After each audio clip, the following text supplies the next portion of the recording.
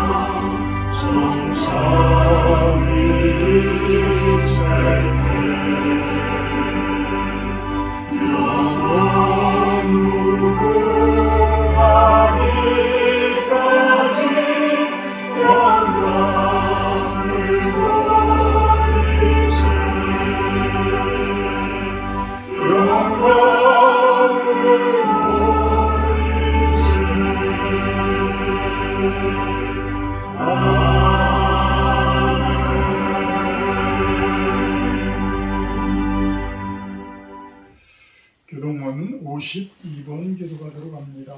교동문 52번입니다.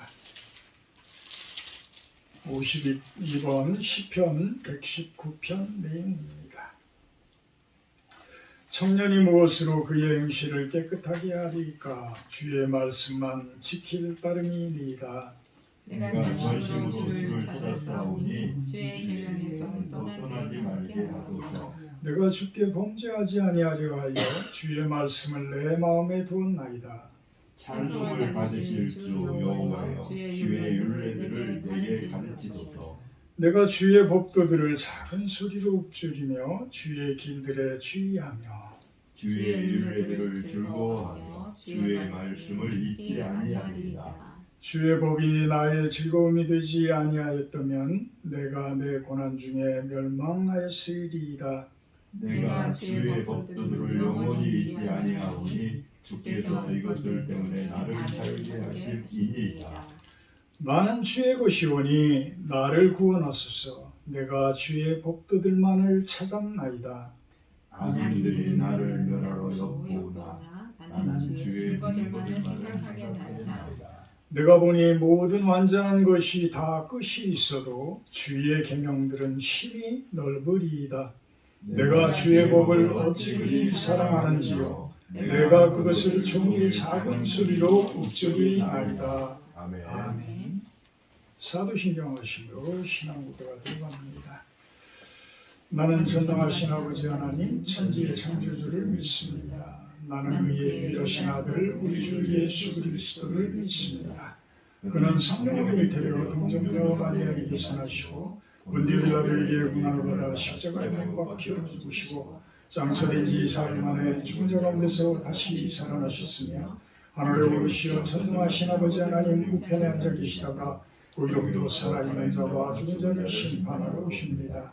나는 성령을 믿으며 거룩한 공교회와 성도의 교제와 죄를 용서받는 것과 몸의 부활과 영생을 믿습니다. 아멘. 212장 찬송하신 후에 구종신 사모님 기도해 주십니다.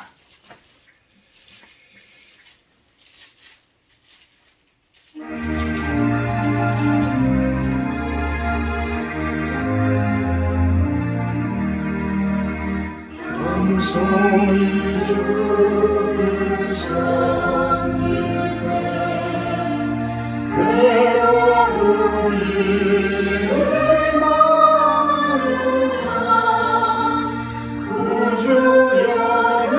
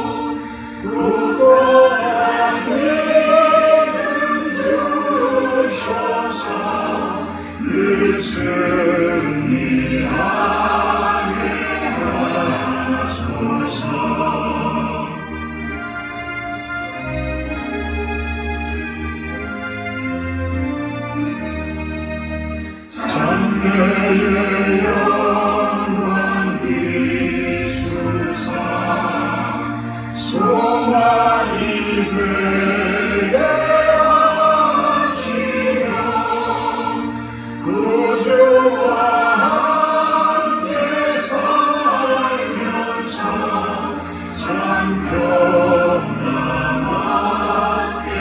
하소서.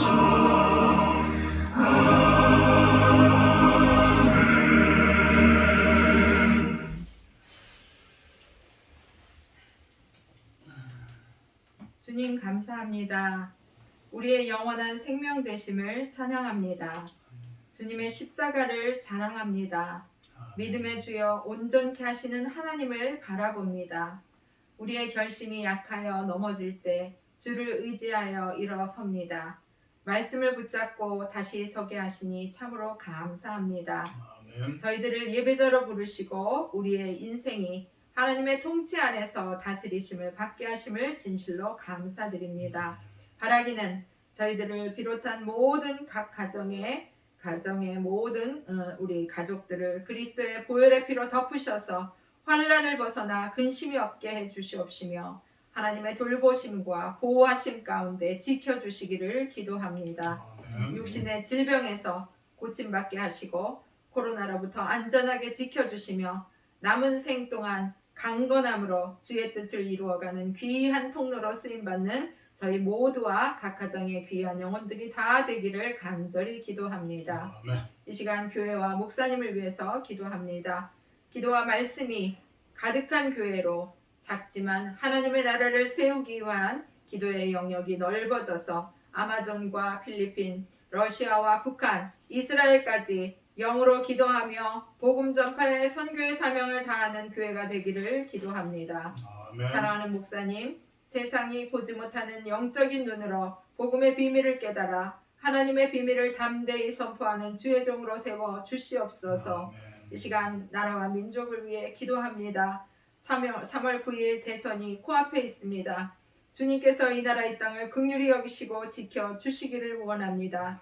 지금의 이 어려운 상황을 주님께 올려드리오니 주님께서 합당한 자를 지도자로 세우시고 주변에 다니엘과 같이 하나님을 두려워할 줄 아는 돕는 자를 붙여주셔서 이 나라를 하나님의 선한 길로 이끌 수 있도록 인도해 주시옵소서. 아멘. 이 시간 예배 가운데 성령의 충만으로 채우시고 예배를 통해 우리의 영이 소성케 되며 소망과 기쁨이 우리의 심령을 채우실 것을 믿사오며 예수 그리스도의 이름으로 기도합니다. 아멘. 아멘.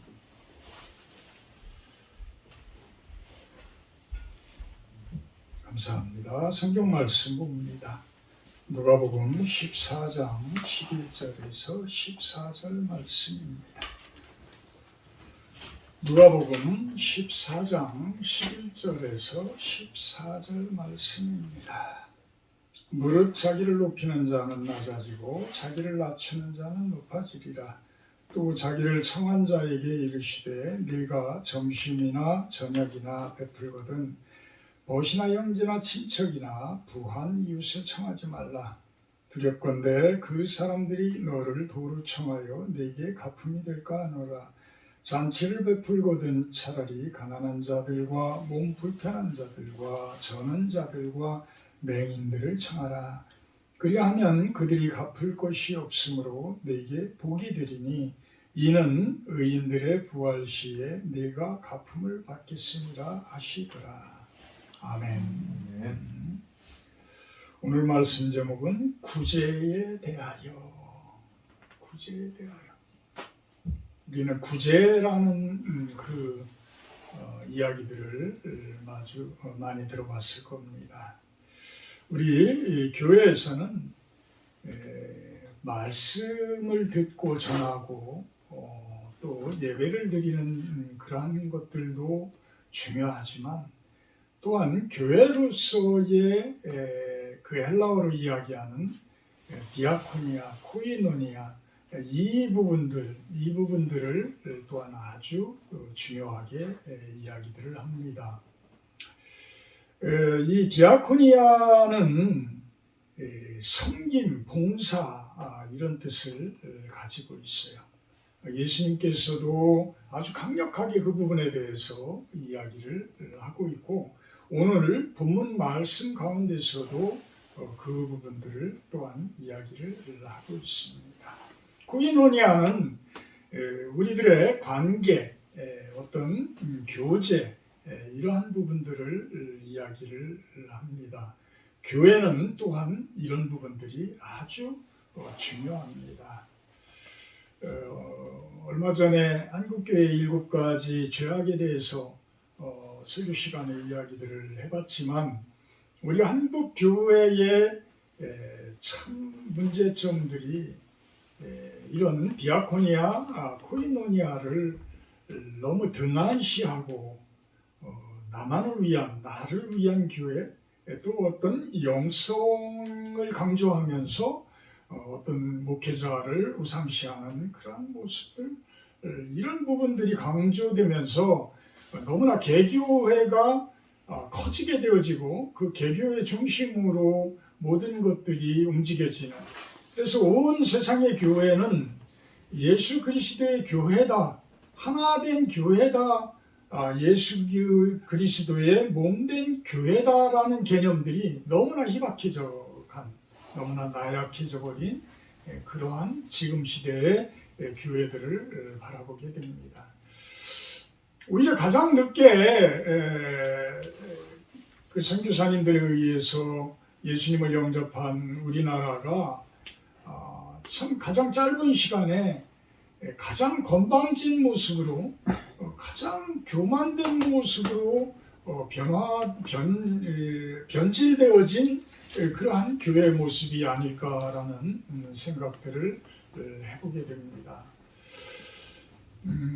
참 이 구제라는 부분들이 그렇게 중요할진데 이 구제하는 부분들에 대해서 남들을 섬기고 남들을 봉사하고 이런 부분들이 좀 이상하게 변질되어져 간 그러한 모습들 제가 어제도 꼬꼬무라는 그런 프로그램을 이제 보게 됐는데 제가 이제 사회생활을 좀 이제 안 하다 보니까 이렇게 어떤 TV 프로그램을 통해서 어떤 사회를 바라보게 되고 그것들을 이야기를 하게 됩니다.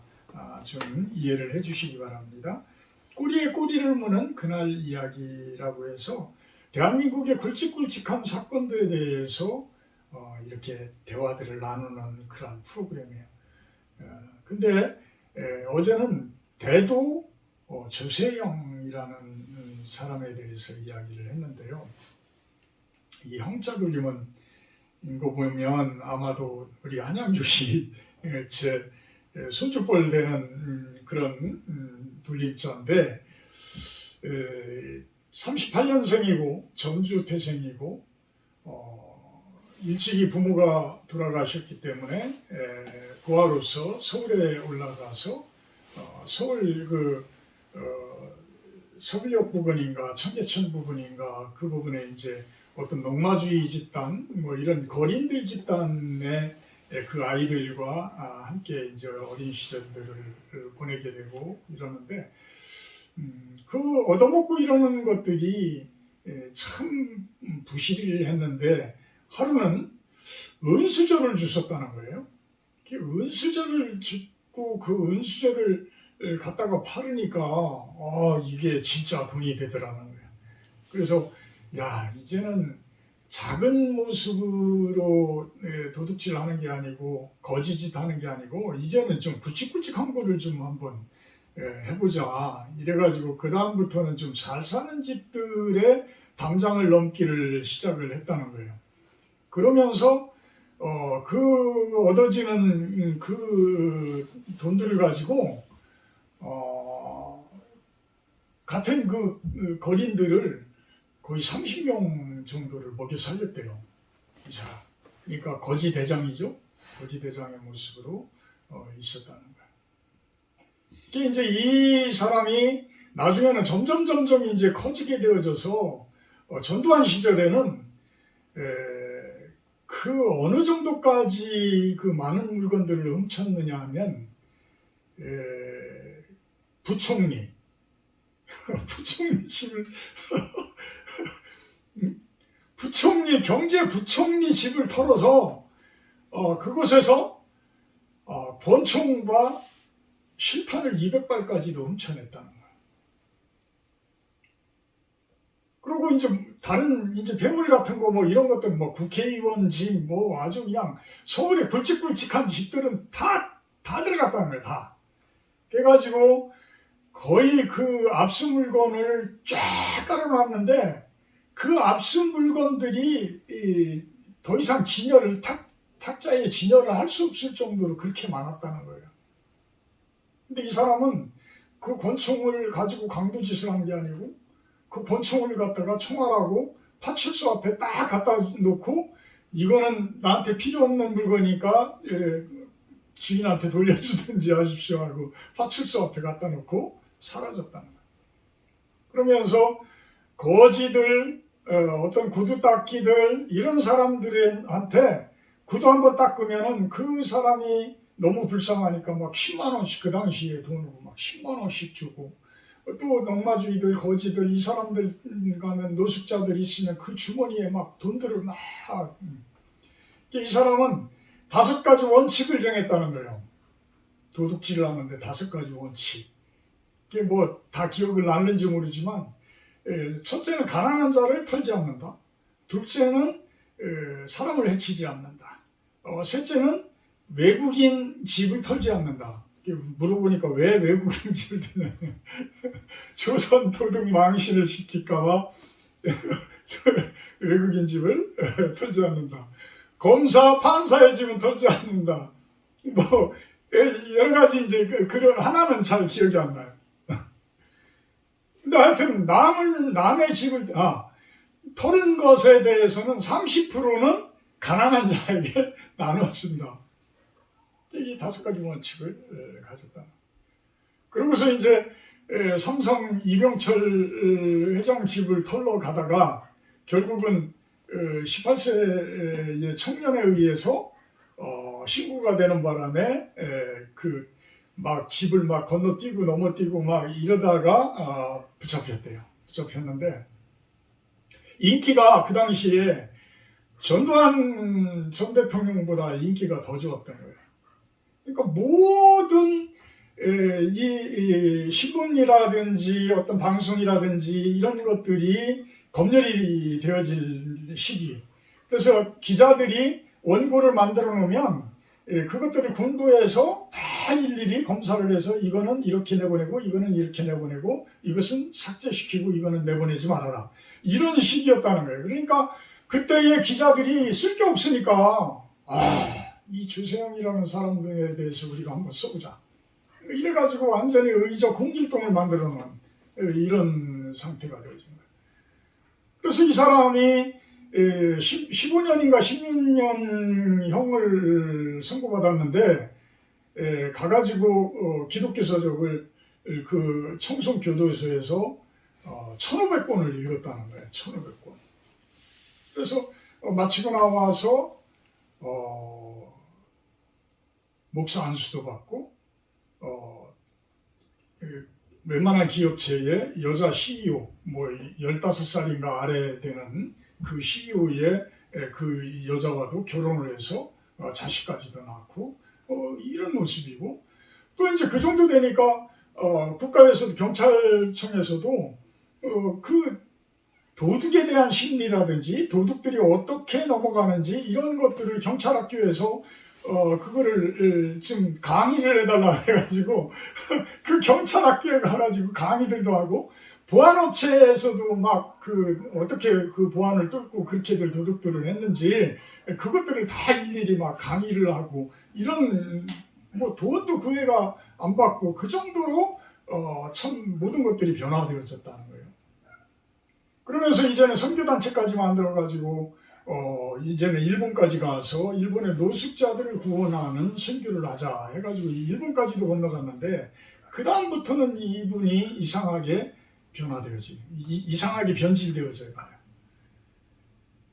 예전에 그 도둑질하고 어려서부터 생활하던 그것들이 버리지를 못하고 이제 그것들이 습관화가 돼서 나타나기 시작을 한 거예요. 그래서 일본에서 도둑질을 하다가 잡힌 거야. 일본 경찰들한테. 그러니까 그동안에 쌓아놓은 또 이상한 홍길동 같은 그 의적 홍길동 같은 그 명성이 완전히 목사로서의 조세영, 선교사로서의 조세영은 어디로 간데없이 다 가버리게 돼요. 그러면서 계속 감옥에 한국에 와서도 들락날락하고 심지어는 19년도에 이 양반이 82세였다는 거예요. 82세. 19년도에 이제 그 정도 되니까 CEO라는 그 분하고 결혼했던 분하고는 이미 이제 다 모든 것들이 다 끝난 거죠. 19년도에는 집에 들어가서 훔쳤는데 뭐를 훔치다 걸렸냐면 이 동전 집어넣은 저금통 그거를 가지고 도망가다가 CCTV에 걸려서 붙들린 거예요. 근데 그때의 그 촬영한 그 모습을 보니까 정장을 하고 파출소에서 있는 거예요. 그러니까 기자들이 왜 그러셨어요? 지금도 정장을 입고 계시네요. 정장을 입는 게 조세영 씨가 이제 기자한테 정장을 입은 게 보기 좋습니까? 나쁩니까? 그러니까 보기 좋네요. 그래서 입습니다. 이러면서 또 2년 6개월 형을 받아서 지금은 이제 좀 나왔는지 어쨌는지 모르겠죠. 19년도에 됐으니까. 참 이분이 참 그 일본에 가서까지 그 도둑질의 습관이 나오기 전까지의 모습으로 끝이 났으면 참 우리 기독교계에서도 참 변화되어진 그분의 모습으로 참 귀한 모습으로 하나님께서 바라보지 않았을까.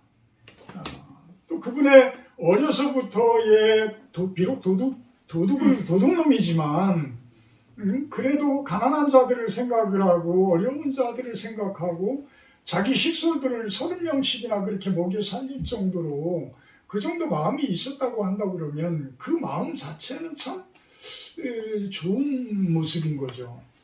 그런데 방법에 있어서는 이거는 도둑놈인 거예요. 비록 더 큰 도둑의 돈을 뺏어왔지만 더 큰 도둑놈들의 돈을 뺏어왔지만 더 큰 도둑놈들은 누구예요? 가난한 자, 헐벗은 자들의 그 돈들을 악착같이 뺏어가서 자기네들 것으로 만들어 놓은 돈을 어떻게 주체할 수 없을 정도로 가지고 있으면서도 전혀 가난한 자들에 대해서는 구제를 할 생각들을 안 하는 그러한 모습들, 그런 사람들의 것을 뺏어다가 나눠준. 그렇지만 그 자체는 징역 15년, 16년을 살 정도의 아주 중대한 범죄였다는 거예요. 비록 많은 사람들에게 심적으로는, 마음적으로는 아주 고소한 그 마음을 우리들에게 줬지만, 그 당시에 훔쳐다는 그 다이아몬드 보석들, 그 비싼 값진 시계들 안 찾아간 것들이 부수기라는 거예요. 못 찾아간 거죠. 그걸 찾아가면 괜히 세무조사 나오고 뭐하고 그러면 아주 머리 아프니까. 저도 강남에 설교 사무실이 있으면서 그분들, 돈 있는 분들이 무엇을 무서워하는지, 제일 무서워하는 게 무엇일 것 같아요? 그분들 제일 무서워하는 건 세무조사예요. 세무조사. 그래서 아주 유명한 회계사들한테 자신들의 상부들을 맡깁니다. 그리고 아주 철두철미하게 자기네들 개인 금고를 가지고 그 금고 안에 자기네들 회계 서류들을 보관을 하고 그래요. 참 어찌 보면 이 대한민국은 너무 잘 사는 사람들, 또 그 안에 또 정반대로 보게 되면 너무 어렵고 못 사는 사람들. IMF가 오고 나가지고 중산층이 거의 무너졌다고 이야기들을 하잖아요. 근데 우리네들은 중산층이라고 생각들을 하고 있지만 사실 그 비싼 아파트들을 가지고 있으면서 여러분들은 빚이 얼마나 가지고 있어요. 거의 빚 없는 사람들이 없을 거예요. 거의 빚 없는 사람. 빚 없다라고 한다 그러면 너무 행복한 거예요. 너무 감사한 거예요. 아마 젊은 사람들이 집을 산다? 분양을 받는다? 저도 뭐 세종시에 분양을 받기 위해서 또 오송에도 분양을 좀 받아볼까 하고 계속 밀어넣는데 뭐 우리같이 무주택으로 지금 한 5년 가까이 있는데도 점수가 25점밖에 안 돼요. 25점, 26점, 뭐 그 정도밖에 안 되니까 뭐 거의 뭐 54점 뭐 이 정도 돼야 분양들을 받고 그러더라고.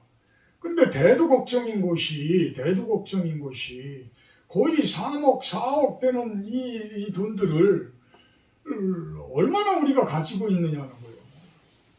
다 끌어모아도 몇 천? 그러면 나머지 2억, 3억은 다 돈을 융자를 받아서 해야 되는데 결국은 남의 돈을 빌려서 집을 산다는 거는 결국은 뭐예요? 그 빚에 허덕인다는 거예요. 빚에 끌려다닌다는 거예요. 돈에 끌려다니는 거예요. 그러면 이렇게 많은 사람들이 대한민국의 아파트가 지금 얼마나 많습니까? 그 아파트들의 거의 아마 95% 정도는 다 빚을 가지고 산 아파트들일 텐데 그러면 그 돈을 빌려준 사람이 있을 거 아니에요. 그 돈들을 빌려주는 사람들이.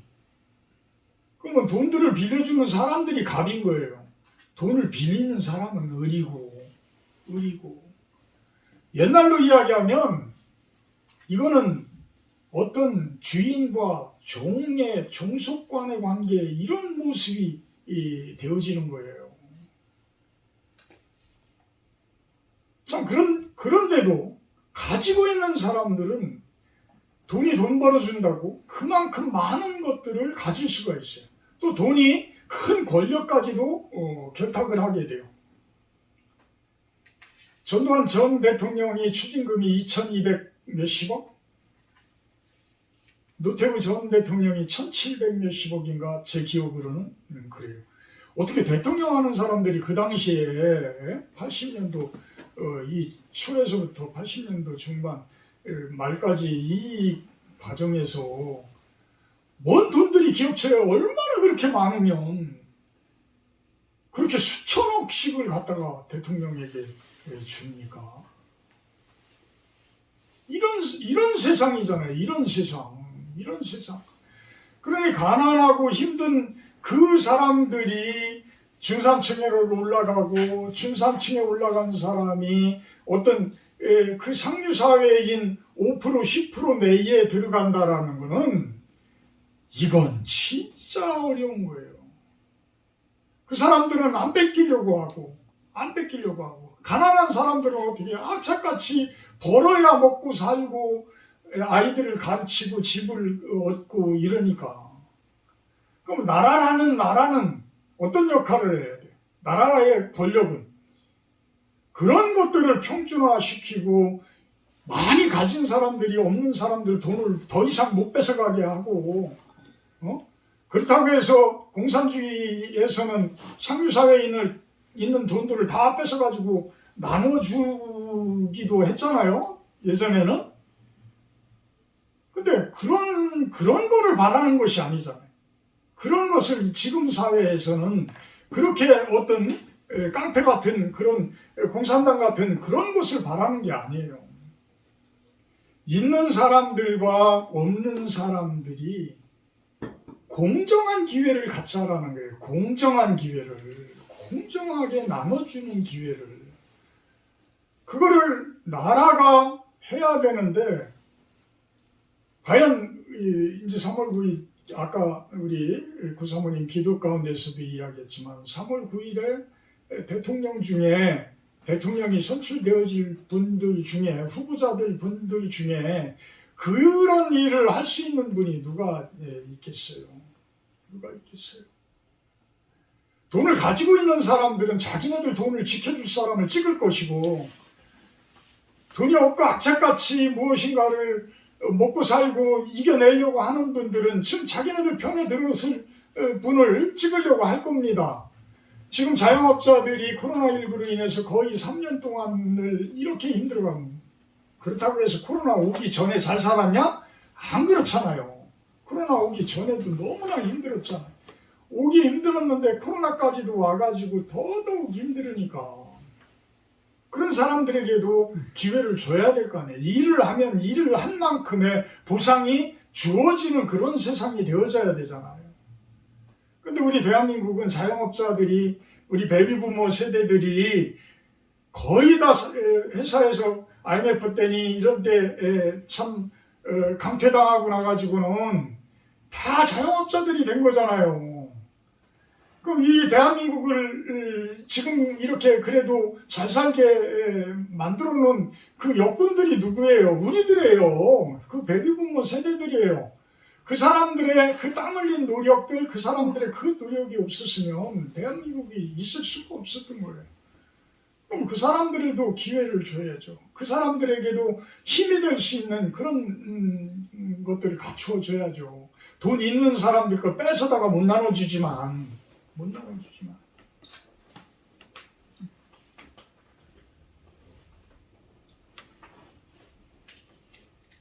좌파 우파 이런 것들을 이야기하는 것이 아니라 결국은 예수님께서는 오늘 말씀에서도 본문 말씀에서도 이야기처럼 더불어 잘 사는 세상, 그것이 곧 하나님의 나라라는 것을 이야기를 하고 계셔요. 11절에 누가복음 본문으로 가세요. 모두 자기를 높이는 자는 낮아지고 자기를 낮추는 자는 높아지리라.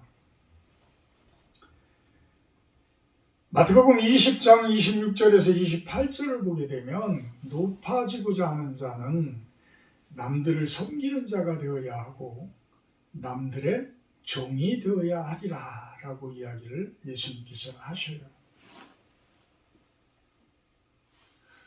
진짜 상류 사회의 그 5% 10% 안에 들고자 하는 분들이 예수님의 말들처럼 섬기는 자세의 마음을 가지고 있기를 주님의 이름으로 축원합니다. 아멘. 그러면 세상이 바뀌어요.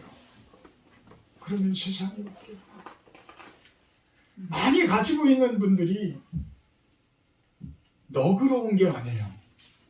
돈 앞에서는 돈이 신이에요. 돈이 우상이에요. 화분 5만 원짜리 사라고 그랬는데 6만 원짜리 샀다고 재떨이를 갖다가 막 집어던지고 하는 그 수백억 가지고 그 당시에 수백억 가지고 있는 자산가가 그래요. 그 사람들 마인드가 그런 거예요. 그분들이 제발 좀 예수님 믿고 섬기는 자로서 종의 모습으로 참으로 낮은 자의 모습으로 그분들이 서준다면 우리 대한민국은 진짜 좋은 나라가 될 거야. 진짜 좋은 나라가 될 거야. 그런데 교회 목사님들부터가 안 돼요. 저도 예전에 초창기에 제가 설교사무실 처음 했을 때 95년, 96년 이 초창기에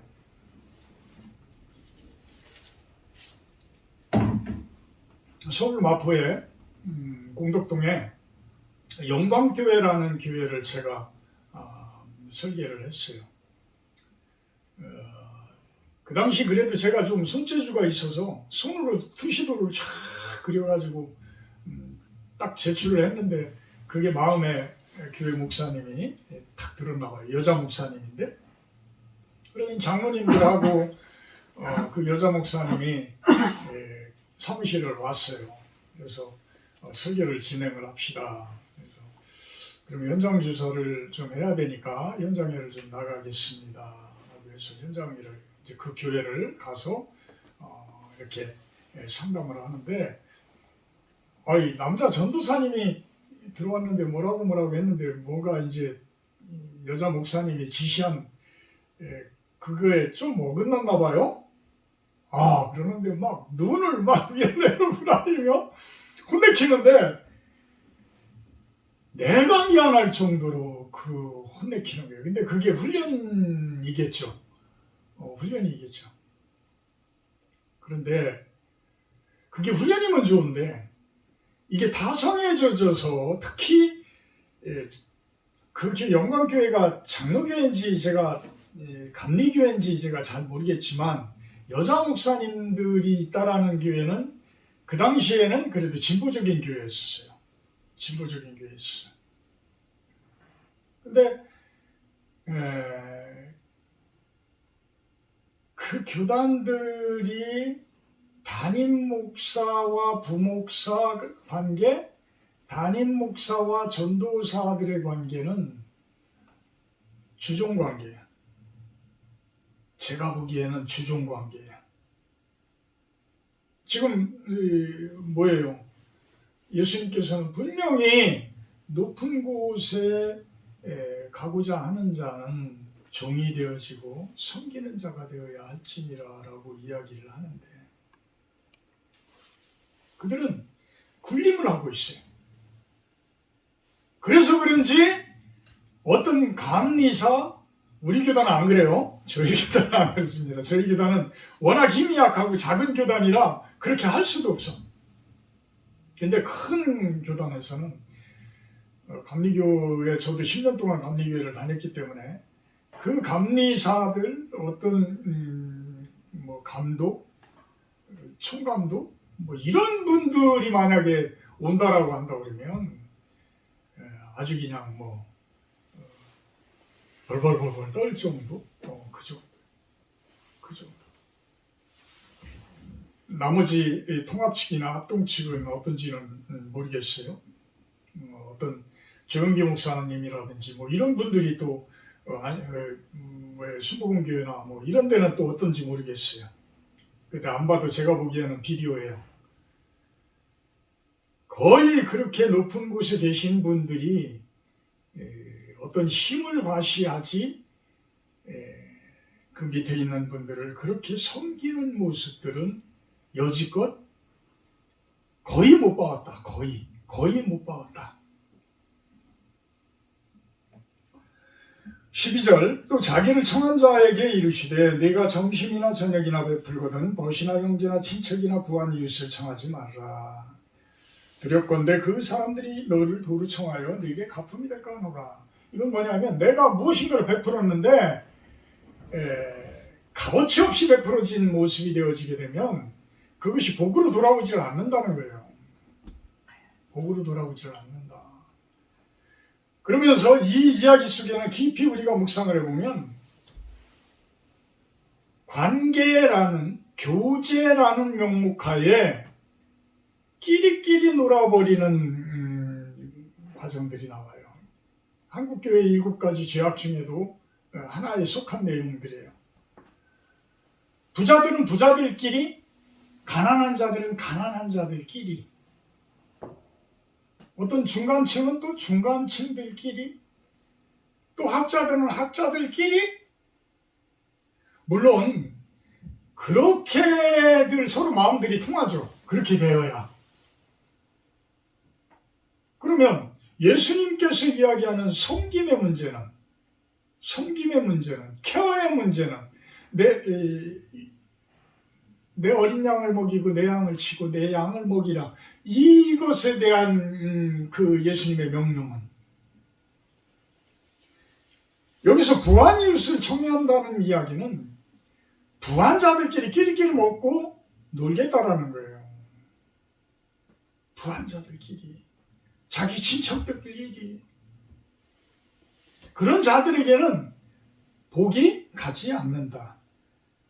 어떤 자들에게 복이 가요? 잔치를 베풀거든 차라리 가난한 자들과 몸 불편한 자들과 저는 자들과 맹인들을 청하라. 그럴 때에 네게 복이 되리니 이 복은 의인들이 부활 시에 네가 갚음을 받겠습니다. 그래서 마태복음 6장 20절에는 너희를 위하여 보물을 어디에 쌓아두라? 하늘에 쌓아두라. 하늘에 쌓아두라. 그것을 예수님께서 갚아주시겠다는 거예요. 예수님께서. 근데 이 부분은 아주 중요한 거예요. 아주 중요한 거예요. 왜 그렇게 중요하냐면 이따 잠언 말씀을 보면 왜 중요한지를 우리가 알게 돼요. 근데 이 베푸는 부분들, 구제의 부분들, 이 구제의 방법들은 꼭 돈으로만 하는 것이냐? 꼭 돈으로만 하는 것이냐? 내가 돈이 많아야만 하는 것이냐? 이 부분을 우리는 또한 생각을 해보고 넘어가야 돼요. 진정한 부자에 대해서 또 설교 시간에 우리가 한번 나눠봤잖아요.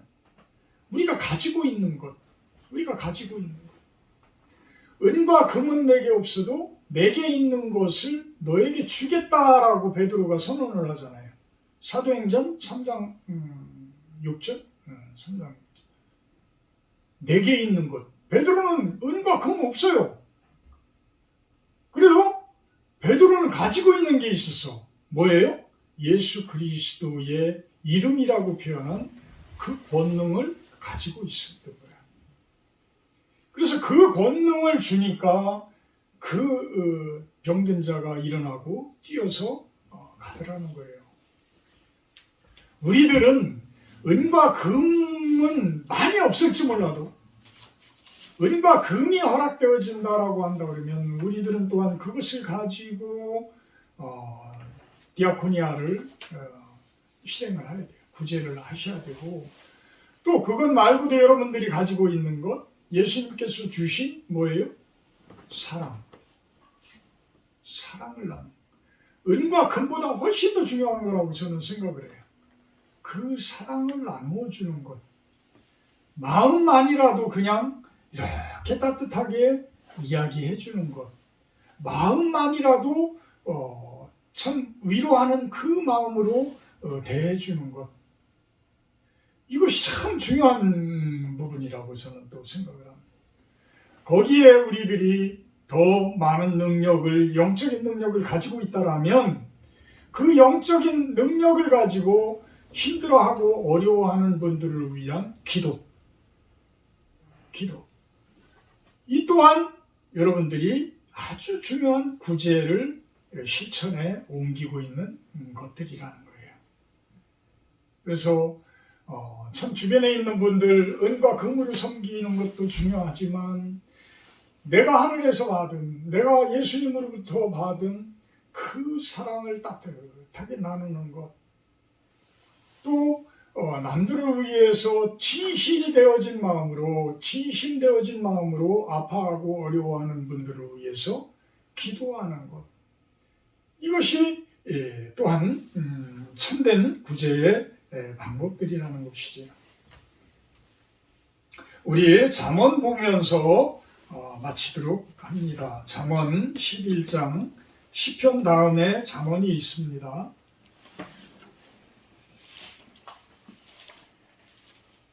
11장 25절 제 성경책으로는 구약성경 923페이지입니다. 923페이지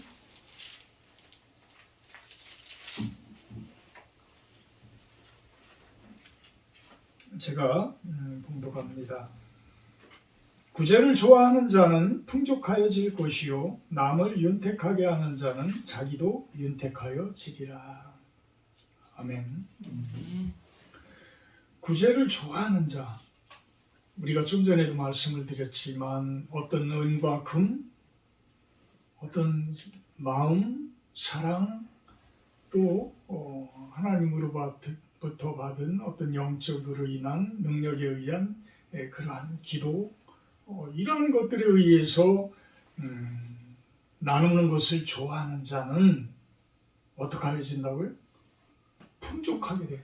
마음이 풍족해진다. 어떤 물질적인 부분도 풍족해지지만 마음적으로도 풍족해져요. 그 윤택이라는 게 그런 거잖아요. 윤택이라는 것이 그냥 막 썩어 문드러지고 이렇게 어렵고 막 그 힘든 그런 모습이 아니고 참 어떤 윤활유 같이 잘 돌아가면서 어떤 빛이 날 정도로 삶이 그렇게 윤택하여진 삶이라 된다라는 거예요. 윤택한 삶이. 저는 어려서 우리 모두가 어려서 안 어렵게 사는 분들이 없죠. 다들 우리 세대에는 다들 어렵게들 살았죠. 저는 어려서도 우리 외할머니, 외할아버지가 그렇게 항상 큰 소리가 나고 명절 때만 되면 이렇게 다투고 하시는 그 소리들을 들으면서 어린 시절을 보냈기 때문에 가난이라는 게 그렇게 저는 싫어요. 사실 싫어요. 없이 산다는 게 싫어요.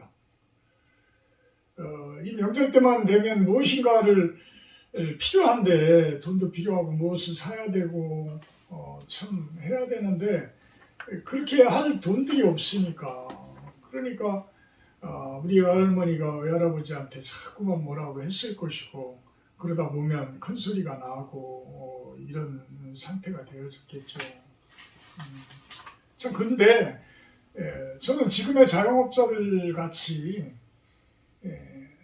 참 기회가 안 주어져서 아무리 노력을 하고 아무리 새벽에 5시, 6시에 일어나서 밤 10시까지, 12시까지 일을 하게 되면 그만한 소득이 생겨나고 그만한 대가가 만들어져야 되고 그만한 열매가 맺어져야 되는데 지금 대한민국의 어떤 그 현실들이 그런가요? 그렇지 않잖아요. 우리가 노력만 해서 되는 이제 그런 세대가 아니야. 그런 시대가 아니나. 어떤 우리들이 열심히 무엇인가를 해서 우리 농업인들도 마찬가지예요. 저 밭에서 논에서 그렇게 열심히들 일을 해가지고 수확을 거두면 그것이 1년 농사를 져서 웬만한 사람들 평균 소득이 되어야 하는데 소득이 없다는 거예요. 소득이. 근데 얼마나 또 약삭 빠른 사람들이냐 하면 농산물이 그렇게 고생을 해가지고 만든 농사를 지어서 생산한 그 농산물들이 마늘이나 고추나 뭐 쌀이나 이런 것들이 조금 가격이 오르면 어떻게 해요? 수입해와요. 정부에서 그 수입하도록 그냥 확 열어줘요. 아니 그러면 농사 지는 사람들은 뭘 먹고 살아요? 그렇다고 나라에서 돈 많이 버는 사람들 뺏어다가 그냥 그 고생하는 사람들 다 나눠줄 수도 없는 거고 공산당입니까? 그렇지도 못하면 기회를 줘야죠. 기회를 줘야죠. 그것이 진정한 구제의 모습 아닐까요? 그게 진정한 구제의 모습인데. 그래서 이제는 진짜 힘을 가진 사람들, 진짜 모든 것을 가진 사람들이 예수님을 믿어야 되는데 예수님을 믿어야 되는데 점점 예수님을 믿는 사람들이 없어져요. 왜? 예수님께서는 자꾸만 어떤 공산당 같은 말을 하고 지금 있는 자들이 종의 모습으로 되어져서 지금 베풀고 나눠주고 이러라고 그러니 평생 돈을 최고의 우상으로 가지고 살았던 사람들은 그것을 누가 인정을 하겠어요? 누가 그거를 받아들이겠어요? 잠언 28장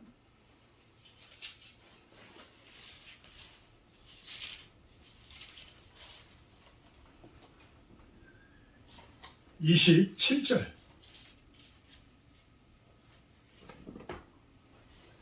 25절부터 27절까지 한번 봅니다. 잠언 28장 25절에서 27절. 욕심이 많은 자는 다툼을 일으키나 여호와를 의지하는 자는 풍족하게 되느니라. 자기의 마음을 믿는 자는 미련한 자요 지혜롭게 행하는 자는 구원을 얻을 자니라. 가난한 자를 구제하는 자는 궁핍하지 아니하리니와 못 채 하는 자에게는 저주가 크리라. 아멘. 아멘. 진정한 구제는 우리가 좋은 곳에 가는 것이 아니라 좋은 사람이 되는 것이라고 이야기를 합니다. 모든 사람들이 돈을 많이 가지고 있는 사람들이나 없는 사람들이나 참 좋은 사람들이 된다면, 모든 사람들이 예수님을 믿어서 좋은 사람들이 된다면 그것같이 좋은 구제는 없을 거예요. 그것같이 좋은 구제는 없다. 왜? 모든 상류사회에 사는 사람들이나 가난한 자들이나 다 좋은 사람들이라면 많이 가지고 있는 사람들이 나눌 것이고, 또 그만큼 없는 분들은 또 없는 분들 나름대로 그만큼 섬길 것이며, 그만큼 또한 열심히 일을 하게 되어질 것이죠. 어떤 하나님의 나라라는 그 나라는 이 세상을 완전히 등지고서 우리가 갈 때의 그 나라도 있지만, 지금 우리 안에 있듯이 너희 안에, 하나님의 나라는 여기 있다 저기 있다도 못하리니 너희 안에 있는 것이다 라고 말씀하신 것처럼 지금 우리 살아있는 우리들에게 있다라는, 우리 주변에 있다라는 거예요. 이 사회 속에 있다라는 거예요. 그 사회 속에서 참된 구제가 일어날 수 있는 그러한 세상, 그 세상이 되기 위해서는 우리들이 참으로 예수님을 믿어 좋은 사람들이 되는 그 방법밖에 없더라. 그 일들을 향해서 우리들은 비록 불가능해 보이지만 우리 상류사회에 있는 분들, 그분들을 위해서 끊임없이 기도하는 우리들, 또 가난한 자들을 위해서 기도하는 여러분들이 되기를 주님의 이름으로 축복합니다. 사랑의 하나님, 감사합니다. 온 세상이 가난한 자들을 위해서, 어려워하는 자들을 위해서, 병든 자들을 위해서 기도하는 그러한 참된 구제를 할 수 있는 세상이 되어지게 하여 주시옵소서. 많은 것을 가진 분들이 예수님을 믿게 하여 주시옵소서. 예수님의 이름으로 기도합나이다. 십계명 기도가 들어갑니다. 하나님이 이 모든 말씀으로 말씀하여 이르시되 나는 너를 애굽 땅 정됐던 집에서 인도하여 낸 네 하나님 여호와니라. 제1은 너는 나 외에는 다른 신들을 내게 두지 말라. 제2는 너를 위하여 새긴 우상을 만들지 말고 그 위로 하늘에 있는 것이나 아래로 땅에 있는 것이나 땅 아래 물속에 있는 것에 어떤 형상도 만들지 말며 그것들에게 절하지 말며 그것들을 섬기지 말라. 제3은 너는 네 하나님 여호와의 이름을 망령되게 부르지 말라.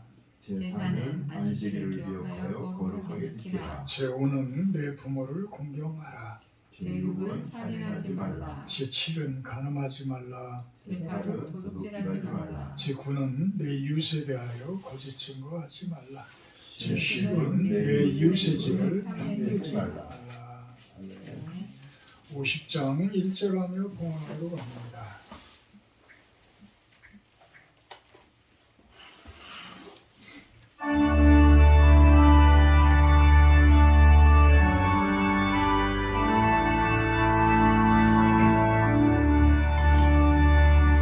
내게 있는 모든 것을 아낌없이 드리니 사랑하고 의지하여 주만 따라 살리라. 축자드리며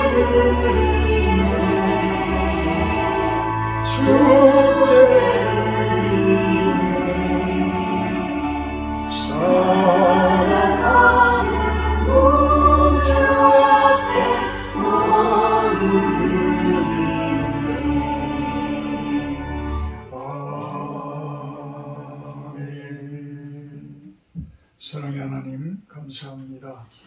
그냥 오지 않고 귀한 물질들 올려드립니다. 이 물질들이 이 땅 가운데 뜻이 이루어지고 나라가 임하는 곳에 사용되어지게 하여 주시옵소서.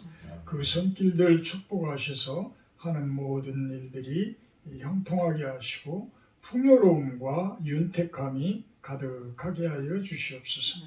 예수님의 이름으로 기도합나이다. 아멘. 다음 주 기도는 김재원 집사님이십니다. 식사는 나가서 하도록 합니다. 오미크론이 이제 10만이 넘어갔습니다. 건강관리 잘들 하시고 우선 내 몸 면역력을 높이는 그러한 모습들을, 그런 음식들 또 그런 운동들 잘들 하셔서 반드시 이겨내는 여러분들이 되기를 축원합니다.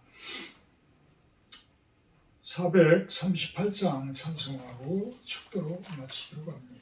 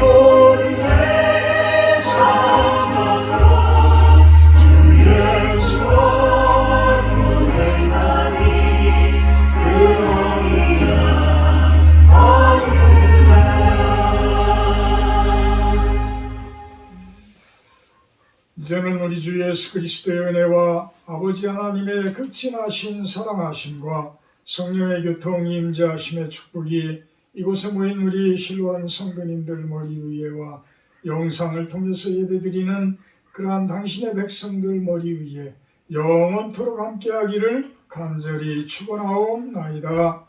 아멘.